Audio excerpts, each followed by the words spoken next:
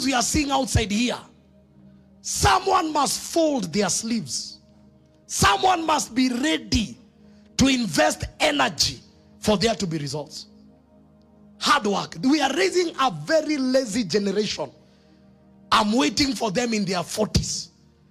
The principles and the laws of life and the disciplines of life will never change because there is a new generation. Hard work. Somebody say hard work. And I was studying, there is a demon responsible for laziness. And I discovered when laziness hits a generation, they begin to look for avenues of making money quickly. And many of these avenues are not legal. That's why wash is on the rise.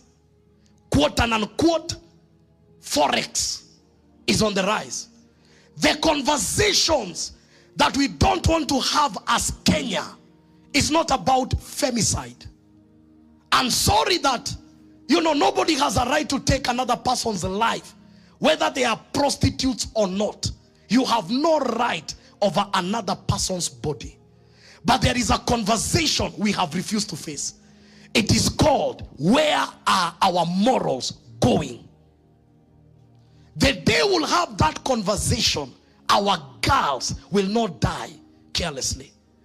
And I'm not saying that they are dying because of, they say there are many killed in marriage setups and all that. But I'm coming to think, we have begun to parade our girls as objects of pleasure.